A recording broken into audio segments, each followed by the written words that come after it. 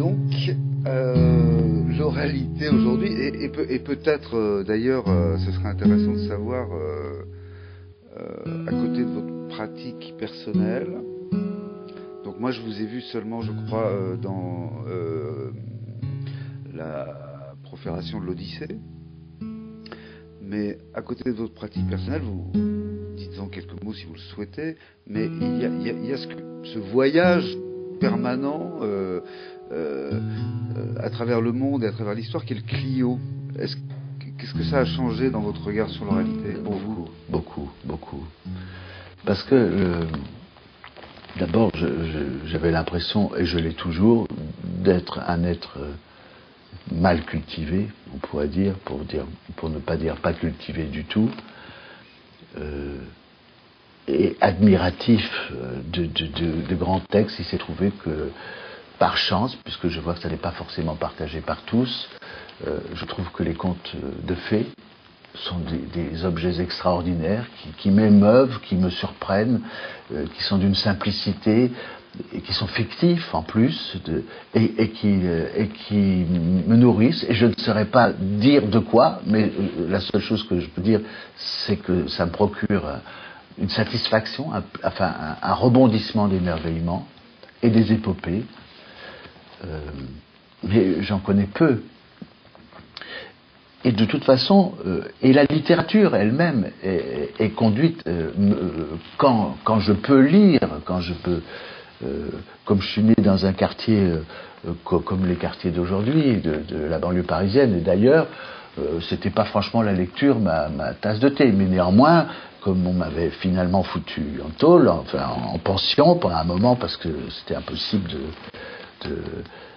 du coup j'ai lu, et j'ai lu tout ce qu'il fallait lire, soi-disant, mais enfin j'ai lu comme on traverse une brousse, vous voyez, enfin. Et en tout cas l'impression que j'ai, c'est que il y a des merveilles et qu'il faut les explorer et les remettre en route. Alors ce Clio, c'est d'une certaine manière, donc je l'ai orienté, il m'a semblé que la quintessence de la littérature, qu'elle soit écrite ou orale, était les épopées. Que c'était là que sera... Alors, constater ça, c'est pas difficile à se dire. On voit d'où viennent les civilisations. Enfin, la civilisation grecque, gréco-latine, disons, est née d'un bonhomme qu'on appelle Homère, qui a peut-être existé, pas existé, en tout cas d'un groupe de gens au moins, qui ont accordé à ce texte naissant un cours qui en a fait un fleuve, qui est... donc l'Odyssée est un témoignage certainement à remettre en cause dans sa naissance et même dans sa nature, mais qui était à la fois géographique, économique, linguistique, politique, social. Enfin, il y avait et même certainement technique dans certains cas. Mais la chanson de Roland, la même chose. Alors, ils ne sont pas forcément exemplaires, mais il représente, est né à travers ces récits. Et pour la chanson de Roland, puisque j'ai eu la chance d'y travailler un moment, c'est frappant de voir comment l'esprit français est commandé par ce texte qui est complètement, historiquement, complètement une fiction, un trafic. Et c'était même peut-être un texte de propagande quand il a été fait, puisqu'il a été écrit 3 ou 4 siècles après les événements qui sont censés s'être déroulés. Et c'était pas du tout, Charlemagne n'était pas du tout attaqué par les Sarrasins, pas du tout. Il était attaqué par les Basques. Mais enfin bon, bref, c'est pas grave ça, ces choses-là. Oui, je pensais à des films on discutait. Il y a des sortes les histoires se compactent avec un peu de réalité, des légendes plus anciennes, et quelquefois d'ailleurs des mots magiques qui n'ont presque plus de sens, sauf qu'ils sont anciens et qu'ils ont ils ont pris, on pourrait dire, de l'énergie nucléaire au sens de l'esprit, qui est encore dans les eaux du fleuve, qui a pris une autre forme.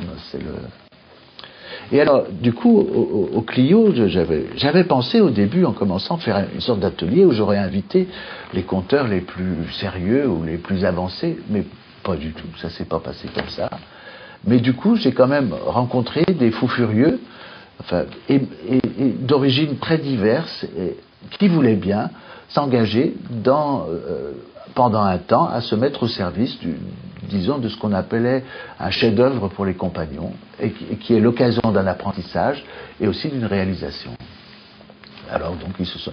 Et parmi ces textes, il y a des épopées, évidemment, qui sont intéressantes et que certains ont réussi à qui ils ont réussi à donner une forme, mais c'est un apprentissage, comme ça l'a été pour moi, et comme ça l'est toujours, qui devrait mener à fonder une parole contemporaine.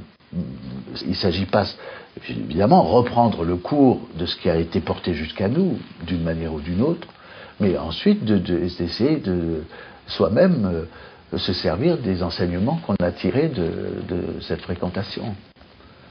Et donc, alors, essentiellement, les épopées, avec les malentendus impliqués par le fait que ce soit des livres, qu'ils ont été recueillis dans la langue d'origine, mais qu'ils ont été traduits, qu'ils ont été modifiés. Enfin, on le sait, cette transmission par le livre prend des chemins, et là, la nouvelle traduction des contes de Grimm et les annotations qui vont avec le démontrent.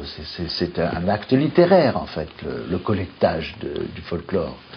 C'est une contribution à la circulation des idées, qui forcément sont modifiées par ceux qui veulent les perpétuer, soit consciemment, soit inconsciemment. De toute façon, c'est modifié. Et évidemment, ça sera forcément modifié aussi par la perception de ceux qui vont l'entendre, parce que les circonstances d'émission sont plus les mêmes. Enfin voilà c'est un peu peut-être...